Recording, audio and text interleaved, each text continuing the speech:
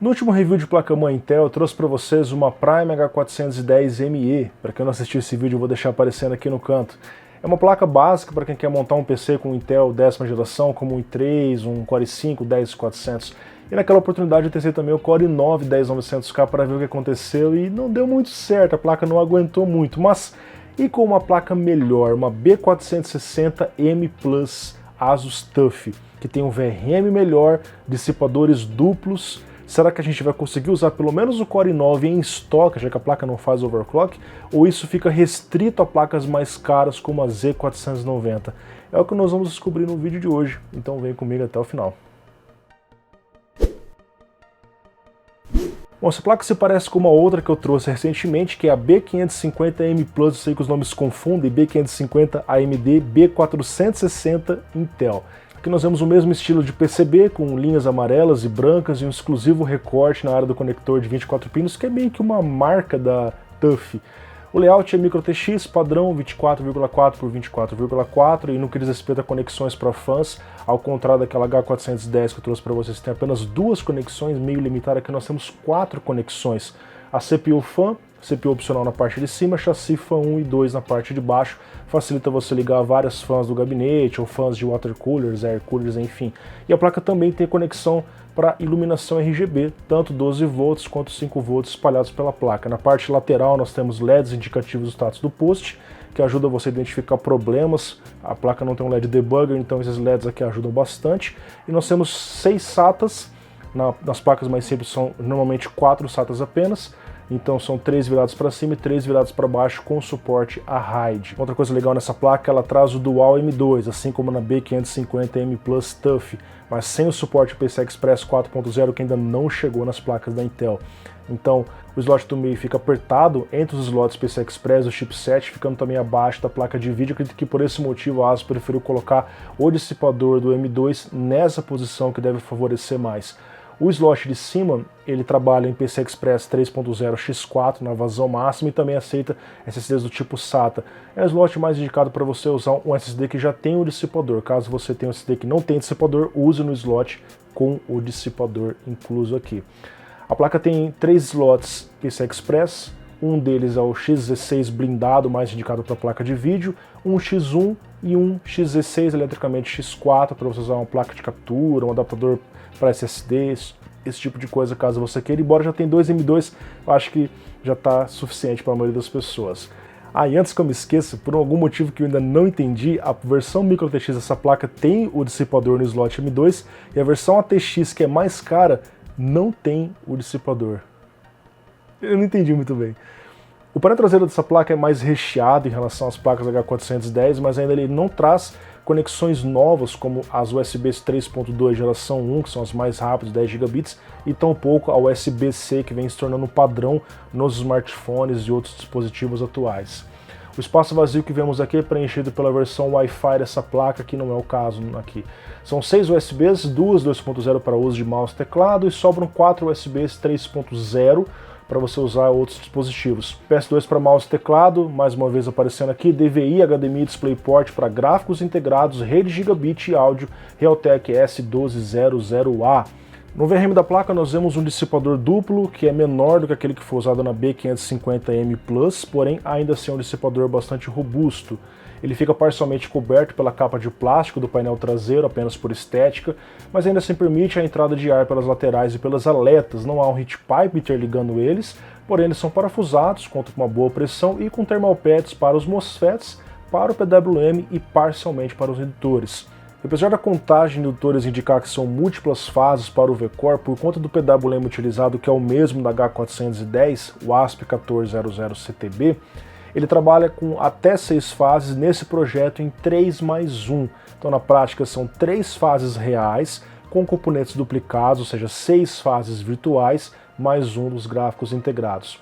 A primeira fase é do VCCSA, as próximas 6 em seguida são controladas por 3 sinais, criando superfases com componentes duplicados, e a última fase é para gráficos integrados. No VCCSA foi utilizado 2 UPXM QN3104, infelizmente não há nenhuma documentação dele na internet, isso dificulta até mesmo os reparos.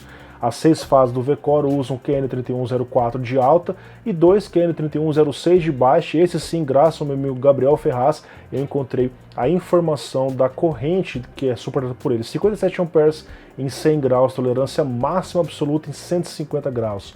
Por fim, a fase do gráfico integrado usa um MOSFET de baixa menos. O circuito é alimentado por um plug de 8 pinos, após ele vemos um indutor para suavização de picos, 5 capacitores sólidos formam um filtro de entrada junto com 15 outros sólidos na saída para as baixas frequências. Alguns capacitores de cerâmica auxiliam nas altas frequências do Ripple. E testando o VRM minha metodologia com temperatura ambiente 32 graus de forma a simular uma carga típica dentro de um gabinete fechado ao testar o Core i3 10100 em um teste de estresse no software Blender por 15 minutos demo Barbershop, com a carga de 45 amperes, o VRM ficou em tranquilos 48 graus no ponto mais quente usando o cooler padrão que sopra nos componentes. Em game PUBG por 15 minutos, resultados bastante parecidos. Com 6-core e 5 10400F exigindo 70 amperes com clock boost liberado no máximo, o VRM subiu alguns graus, 55 no máximo, muito longe do seu limite. Em game, resultados bem tranquilos. Como a gente tem margem no VRM, vamos adiante. Core i9, 10.900K de 10 núcleos no automático, a situação onde ele baixa automaticamente o clock após um tempo, o TDP fica cravado em 125 watts, a exigência beirando 116 amperes, o clock ficou reduzido ali entre 4.1 a 4.2 GHz, o VRM subiu para 88 graus no ponto mais quente, que é uma temperatura surpreendente para uma placa B460, bem longe do limite. Apenas jogando os resultados são melhores, pois usa-se menos o processador do que no Blender, que é um software voltado para trabalho. E por fim a placa deixa desbloquear o 10900K para rodar sempre no boost próximo dos 4.9 GHz. Com a exigência disparando para 160 amperes, a placa não aguentou. É uma coisa que já era esperada. O clock começa a ser reduzido para a base de 3.6 GHz e principalmente os componentes não são adequados. A gente vê a região do VRM em 136 graus, valores perigosos para os capacitores que ali estão, por exemplo. Portanto, a minha sugestão é você utilizar CPUs básicos, como o Core i3, o 10100, o Core i5 10400F, no máximo um Core i7 10700 non-K, que é um CPU que tem um TDP reduzido e que deve rodar bem dentro desse limite de 125 watts da placa. Você pode colocar o Core i9 caso você queira, o 10900, 10900K, embora o 100K faria mais sentido, mas vocês viram que há limitações, o CPU não vai conseguir rodar no boost máximo em aplicações pesadas voltadas para trabalho, ok? A placa conta com 4 slots de memória DDR4 com suporte a Dual Channel 128 GB até 2933, que só é alcançado com o uso do Core i7 ou do Core i9. Para Core i3 ou Core i5, a frequência máxima da RAM é 2666 e não tem conversa, independente de se sua memória suporta mais do que isso ou não. Similar às placas Asus ROG, a TUF B550 tem duas interfaces UFBIOS, a EZ Mode com informações rápidas e ajustes simples como XMP e boot, enquanto no modo avançado existem centenas de outros recursos, incluindo os mesmos do painel anterior. Porém, por ser uma placa B, não há suporte ao overclock, embora é possível ajustar os limites de energia do turbo para maximizar o clock. Em Tweaker você pode ajustar a RAM e seus times, sempre limitado ao padrão do controlador de memória do CPU. Subir a RAM acima do padrão faz a máquina não inicializar, se atente a isso, pode precisar de um Clear CMOS. Surpreendentemente, a placa tem até ajuste de Load Line Calibration e V-Core fixo, em avançar as configurações comuns a todas as placas, como o ajuste de PCI Express, além de monitor, boot e EXIT. Em Tu, é possível atualizar a BIOS da placa e monitor regular as fãs, por exemplo. Bom pessoal, chegamos ao final de mais um breve review, espero que vocês tenham gostado e desafio concluído. E aí, a placa suporta ou não o Core i9? Ela suporta entre aspas, né? O CPU foi suportado, a gente conseguiu usar aqui ele em estoque, com TDP no 125 watts, que é o padrão do CPU, porque o boost dele pega mais de 250 watts. Então, nessa situação de boost desbloqueado, a placa não aguentou. Isso fica restrito a placas mais robustas. Mas para o uso em estoque, com clock ali menor, 4.1, 4.2, pelo menos funcionou, deu para usar, né? E se vocês forem ver os testes que eu fiz do Core i9, quando ele está com esse limite, quando ele está desbloqueado, nem existe tanta diferença assim. No Blender, no Cinebench, que são softwares pesados, em games ainda não tem diferença praticamente nenhuma.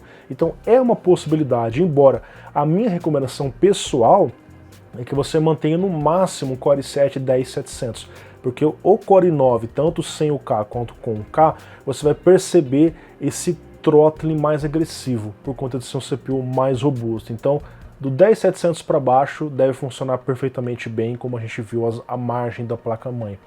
Seu preço atual ronda na casa dos 800 a 900 reais, então ela fica exatamente entre a H410, que é mais simples e mais barata, e a Z490, que é mais robusta, permite overclock, permite tanto de CPU quanto da RAM, tem um VRM melhor, mais opções, só que também é uma placa bem mais cara, você acha ali 1.500, 1.800, até mais do que isso. Então é uma placa intermediária bacana para quem quer usar um CPU bloqueado, como um 10700, um 10400, um i3 10100. Ainda assim, se você quer fazer apenas um uso básico, não precisa de muitos slots de memória, 2 M2, enfim, você pode partir para uma placa H410, que você paga ali 450, 500 reais e atende às necessidades básicas. Enfim, espero que você tenha gostado. Esse aqui é mais um review. Caso você tenha gostado, dê o like, se inscreva no canal, ative as notificações, porque o YouTube nem sempre notifica as pessoas de novos vídeos por aqui. Às vezes sai vídeo toda semana e o pessoal fala assim: pô Lucas, e aí, você não vai soltar vídeo? Tem que se inscrever no canal e ativar as notificações, senão infelizmente isso acontece. Patrocinadores na descrição e até mais. Tchau, tchau. Abração.